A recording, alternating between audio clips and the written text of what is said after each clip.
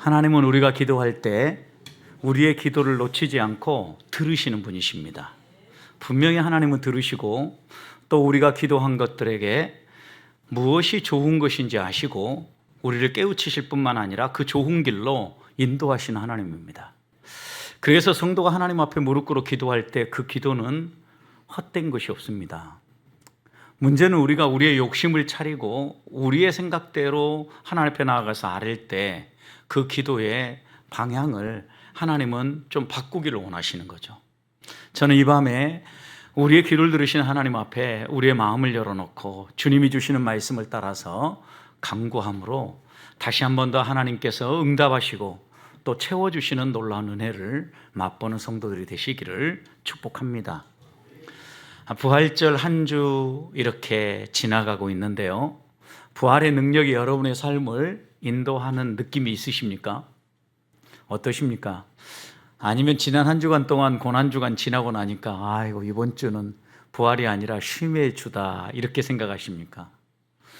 우리 주님이 부활하시고 쉬신 게 아니라 우리 주님은 40일 동안 부활하시자마자 아직 믿음이 없는 사람들에게 나타나셔서 그 부활을 증거해 주셨고 하나님 아버지께서 일하시는 그 일하심을 따라서 열심히 일하셨습니다.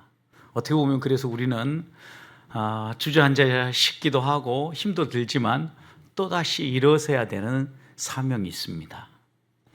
저도 고난주간 한 주간 열심히 뛰고 났더니 화요일, 월요일 막 해롱해롱 하더라고요. 그래서 가서 보니까 감기 몸살에 온몸이 얻어맞은 것처럼 아프더라고요. 젊은 저도 그런데 저보다 더 나이가 든 우리 성도님들은 더 힘들겠구나 이 생각이 들었어요. 결국 하나님께서 아무리 우리에게 영적인 수많은 약속을 줘도 우리 육신이 힘들고 어려우면 어쩔 수 없구나 생각이 듭니다. 그런데 아무리 우리가 육신이 연약해도요, 하나님 앞에 소원함을 가지고 또 헌신하고 열정을 가지고 달려가면 지혜도 주시고 감당할 힘도 주신다라는 겁니다. 여러분, 힘이 빠져가지고 이렇게 도저히 말할 수도 없을 정도로 막 힘이 쭉 내려가는데 약 지어 먹고 또 주사도 맞고 약 기운이 떨어지면 이게 뭐 때문에 떨어지는구나 생각이 들어서 빨리 가서 1시간이라도 빨리 졸다가 강의해야지. 그래서 수요일 날도 온몸이 막 떨어지기 시작하니까 1시간 전에 빨리 가서 잠깐 누워있다가 7시 30분 시간 맞춰서 또 목자 강의하고. 여러분, 그런데 어떻게 생각해 보면 도저히 내 생각으로는 할 수 없는 일들이지만 하나님이 이 부활의 능력과 우리를 살리시는 그 은혜를 경험하고 나면 나도 모르는 사이에 또다시 말짱해진 느낌? 그러니까 그전에는 막 머리가 지끈지끈 아프고 온몸이 얻어맞은 것처럼 아프다가 한 30분, 40분 쉬었다고 해서 갑자기 좋아지겠습니까? 저는 하나님이 때에 따라서 우리에게 은혜를 공급하시고 이렇게 살려내기도 하시고 세우신다라는 겁니다. 그런 의미에서 오늘은 이 바울의 복음의 징수라고 할 수 있는 고린도전서 15장을 통해서 부활의 복음에 대해서 좀 더 다시 다루어 보고 싶어요. 우리가 이 부활의 복음을 우리의 마음속에 새기고 살아야 되는 중요한 이유 가운데 하나는 우리가 아무리 예수 그리스도 부활하셨습니다 라고 외치고 또 그 부활의 은총을 맛보며 살아도 우리 육신이 피곤하면 이 부활의 능력이 안 나타난다는 거예요. 어떻게 우리의 삶 가운데 이 부활의 권능과 능력을 맛보며 살아갈 수 있겠느냐라는 거죠. 바울은 먼저 이 고린도전서 15장을 시작하면서 초대교회부터 붙잡고 있었던 복음을 요약합니다. 그 요약은 예수님이 우리를 위하여서 십자가에 죽으시고 장사 지냈고 3일 만에 부활하셨다는 고린도전서 15장 3절부터 5절에 있는 핵심이에요. 이게 아주 중요한 본문입니다. 그리스도 찬송시라고 불려지는 복음 중의 복음입니다. 이걸 간략하게 요약하고 난 다음에 이어서 이 부활이 역사적 사실이라는 것을 예수님이 부활하신 후에 여러 사람들에게 보여주셨다라는 거예요. 나타내 보여주셨다라는 거예요. 그리고 난 다음에 오늘 12절부터 20절 단락을 통하여서 만약에 한번 생각해 봐라. 이게 아무리 역사적 사실이라고 해도 부활이 없다고 하면 우리의 신앙이 어떻게 되겠는가? 라고 질문을 던지면서 바울은 오늘 이 단락을 풀어가는데, 여러분, 부활의 복음에 다시 한 번 더 우리가 생각해야 될 것은 역으로 돌아서서 생각해 보자라는 것. 부활이 없으면 어떤 일이 벌어지겠느냐라는 거죠.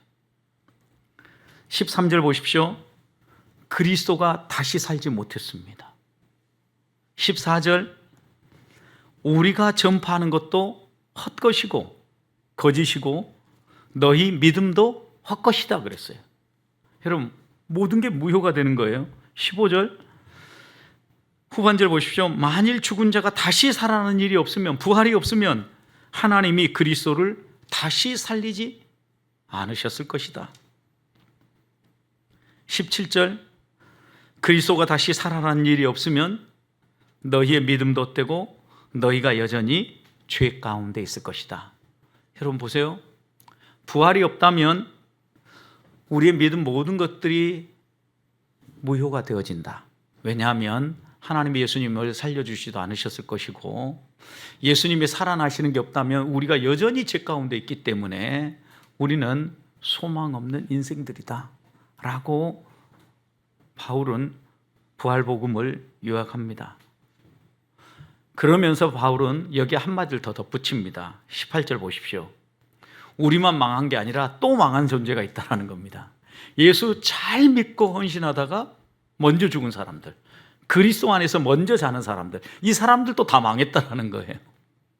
여러분 생각해 보십시오. 이 사람들 가운데 여러 사람들이 예수 그리스도를 믿고 따른다는 그 한 가지 때문에 자신의 모든 것을 희생하면서 헌신하면서 섬겼는데, 이 모든 헌신이 다 무효가 되어지고 헛것이 되어버리기 때문에 이들은 망하는 사람과 같다라는 겁니다.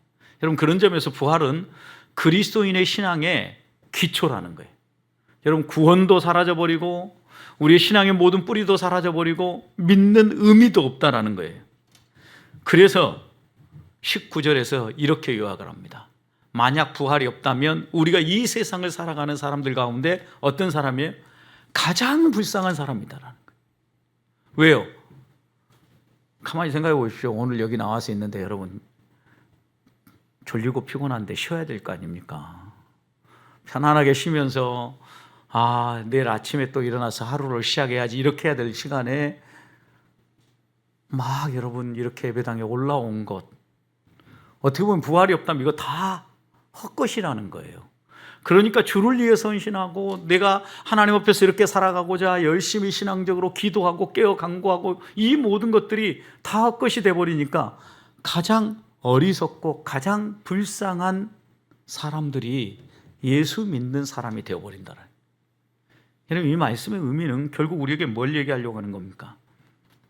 부활이 없다면 이렇게 불쌍한 사람이 되는데, 여러분 생각해 보십시오. 그러면 정말로 만약 부활이 없었다고 하면 예수 그리스도가 부활하신 후에 지금까지 2000년 이상의 역사가 흘러왔습니다. 그러면 이 2000년의 긴 역사가 흘러오면서 아무런 가치 없는 일을 위해서 수많은 사람들이 자기의 재산을 드리고 자신의 재능을 드리고 자신의 생명을 드리면서 이 기독교를 전파해서 오늘 우리에게까지 왔겠느냐라는 거죠. 여러분, 이 사실 하나만 봐도 부활은 진짜다라고 바울은 분명히 이야기하는 거죠. 믿음의 선배들이 예수 그리스도를 부인하지 아니하고 이 기독교 신앙을 떠나지 아니하고 끝까지 달려온 거 보면 맞다라는 거죠. 젊은 세대들이 자신들의 꿈과 자신들이 하고 싶은 일들을 내려놓고 전혀 알지도 못하는 난 곳, 전혀 모르는 사람들이 살아가는 열방을 향하여서 선교사로 헌신하면서 자기의 삶을 들이며 나가는 일들, 이게 어떻게 가능하겠냐라는 거예요. 부활이 있고 예수 그리스도가 우리를 위하여서 저 하나님 나라를 준비하고 계신다라는 이 사실이 진리이기 때문에 이런 수많은 사람이 지난 2000년 동안 흘러왔다라는 거죠. 여러분, 기독교가 아직도 남아있는 걸 보면 부활은 확실하다. 그렇다면 오늘 우리들은 먼저 하나님 앞에서 이 부활의 복음 앞에 마음에 하나 더 새겨야 될 것이 있습니다. 하나님, 우리에게 좋은 믿음의 선배를 주신 것 감사합니다. 왜냐? 그 선배들이 있으니까 오늘 우리가 이 부활을 의심하지 않고 믿고 달려올 수 있었잖아요. 우리 앞에 복음을 위해서 자신의 삶을 드리고 헌신한 사람이 있기 때문에 오늘 우리도 이렇게 살아간다라는 거예요. 그것에 감사하면서 다시 한 번 더 우리가 마음에 새게 될 것은 우리도 그들처럼 우리 다음 세대에게 이 부활의 복음을 어떻게 해야 돼요? 전수해 줘야죠. 그게 우리의 사명이에요.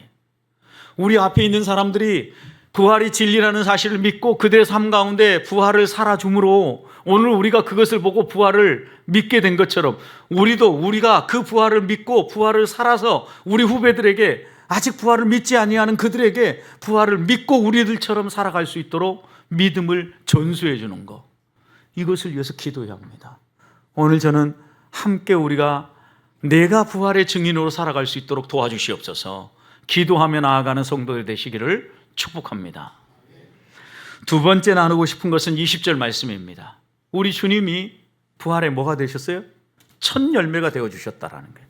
여러분, 첫 열매가 되셨다라는 것은 예수 그리스도 안에 연합하여서 예수 그리스도가 살아간 그 삶을 본받아서 그대로 예수님처럼 사는 사람은 예수님이 맺었던 열매를 똑같이 맺을 거라는 거죠.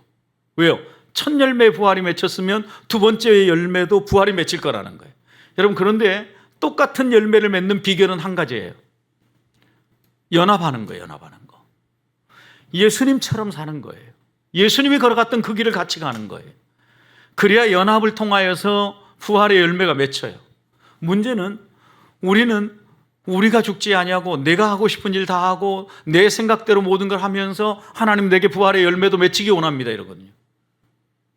그런데 부활의 첫 열매가 맺혔다라는 것은 예수 그리스도의 첫 열매가 맺힌 것처럼 우리도 예수님처럼 살아야 그 이어지는 열매들이 맺힌다라는 의미가 이 말씀 속에 담겨 있잖아요.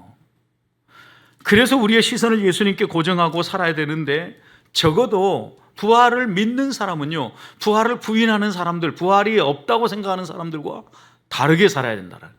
그래서 바울은 고린도전서 이 32절에서요, 오늘 15장 32절에서 이렇게 얘기합니다. 내가 사람의 방법으로 에베소에서 맹수와 더불어 싸웠다면 내게 무슨 유익이 있으리요? 여러분, 에베소에서 바울이 맹수와 싸운 일들이 있었어요. 그런데 이런 일들이 무슨 의미가 있겠냐라는 거죠. 복음 전하다가. 그러면서 이렇게 얘기해. 죽은 자가 다시 살아지 못했다면 내일 죽을 터니 먹고 마시자. 사람들이 이렇게 할 거라는 거예요. 여러분, 그래서 이 말씀을 우리가 다시 한 번 더 역으로 생각을 해보면, 부활이 없다는 사람들과 다르게 산다면 우리는 어떻게 살아야 돼요? 부활이 없는 사람은 뭐가 없다고 생각하는 거예요? 내일이 없다라고 생각하는 거예요. 그러니 오늘 먹고 오늘 즐기고 오늘을 살자라고 얘기한다라는 거죠. 그러나 우리는 부활을 믿는 사람이기 때문에 내일이 있다라고 믿고 내일을 바라보면서 살아가는 사람이 부활을 믿는 하나님의 사람이다 라고 분명히 선포하는 거예요. 여러분, 내일이 있다라는 의미는 무엇입니까? 하나님이 내게 생명을 주셨다라는 것은 내가 아직 할 일이 있다라는 거죠. 왜요? 사명이 있기 때문에 아직 안 들어가고 있는 거예요. 그렇다면 내가 할 일이 뭐냐라는 거죠. 내일이 있다라는 것은 하나님 나를 통하여서 이루고자 하시는 일이 무엇인지 우리는 물으면서 그 일을 향해서 나아가야 되는 거죠. 또 하나는 33절 보십시오. 그래서 이렇게 얘기합니다. 속지 말아라. 악한 동물들은 선한 행실을 더럽힌다. 여러분, 악한 동물들은 야, 너희들 다 그렇게 해봐야 의미 없어. 야, 교회 다녀도 너희가 그런 거 얻으려고 그렇게 다니냐? 세상 사람과 똑같은데 너희가 뭐 그런 게 믿음이라고 얘기해. 이렇게 이야기하는 사람들이 있어요. 여러분, 그러나 그리스도인들은 부활을 믿는 사람이고, 부활을 믿는다라는 것은 내일이 있다라는 걸 믿는 거예요. 내일이 있다라는 것은 하나님이 우리에게 주신 사명이 있고 내게 해야 할 일이 있다라는 것을 믿는다라는 의미예요. 그래서 우리들에게 하나님이 당부하는 것은요, 우리를 속이는 악한 동무들처럼 내 마음대로 내일은 없다, 오늘밖에 없다, 이렇게 살지 말라는 거예요. 여러분, 오늘을 즐겨라. 많은 젊은이들이 이렇게 살죠. 여러분, 생각해 보십시오. 내일이 없다라고 생각하면 오늘을 즐기는 현상이 우리 사회에서도 나타났어요. 갑자기 모든 것들이 급등하면서요, 특히 많은 직장인들이 내 집 마련에 꿈이 있었어요. 꿈이. 그런데 어느 순간부터는요, 이제는 물 건너 가버렸어요. 사람들이 어디에 관심을 쏟습니까? 그러니까 차를 삽니다. 그리고 놀러 다닙니다. 대체 만족거리를 찾는 거죠. 왜요? 내일이 없으니까 거기에는. 젊은 세대들 아이고 결혼해가지고 애 키우고 고생하느니 차라리 오늘을 즐기며 살래. 까르페 디엠. 들어보셨죠? 1세기 로마 공화정 시대의 시인이었던 한 사람의 시예요. 그가 바로 이 까르페 디엠이라는 것, 이 라틴어 한마디의 시를 읊어서 이 시가 아마 우리에게 알려지게 된 것은 죽은 시인의 사회라는 영화, 여러분 기억나시죠? 감동적으로 봤었잖아요. 거기에 주인공인 키팅 선생님 막 생각나죠? 애들 책상 위에 올라가서 뭐 자기 교과서 다 찢어서 버리고 하는 거, 여러분. 그러면서 이 키팅 선생님이 가르친 게 뭡니까? 까르페 디엠. 소년들아, 너희의 삶을 비상하게 만들어라. 그리고 오늘을 즐겨라. 이렇게 강조하거든요. 여러분 되게 멋진 말이잖아요. 여러분 그런데 이 배우에는 뭐가 있냐면요, 내일이 없다라는 거예요. 내일. 부활이 없다라는 거예요. 여러분 그런데 그리스도인들은 이렇게 살면 안 되는 거죠. 우리는 내일을 내다보며 살아가는 사람, 하나님의 자녀답게 살아야 될 이유도 내일이 있기 때문이에요.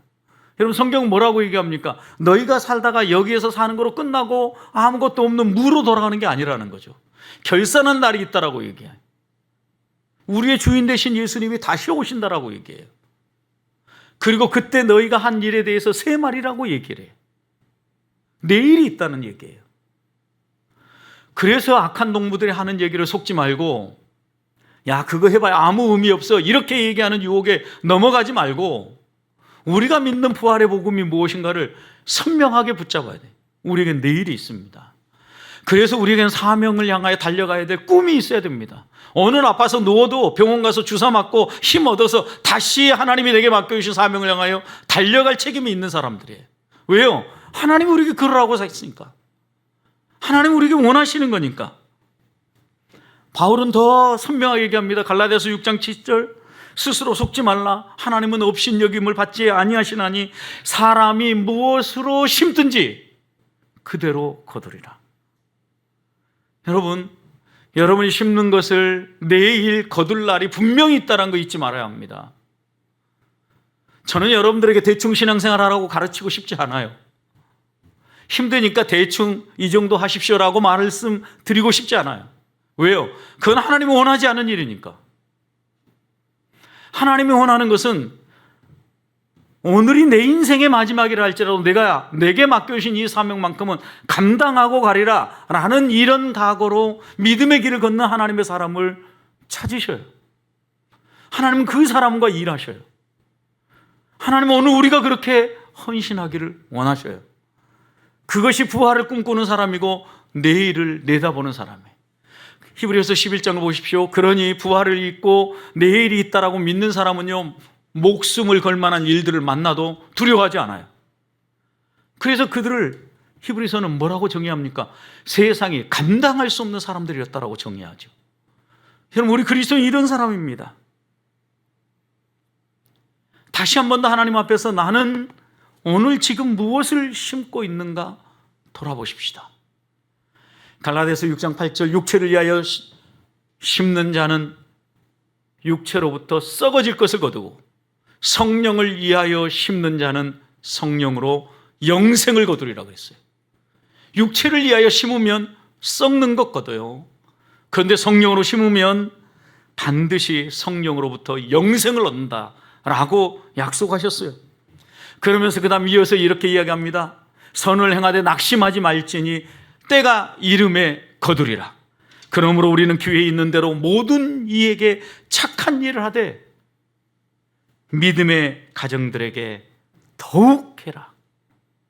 여러분, 하나님의 말씀은 선명해요.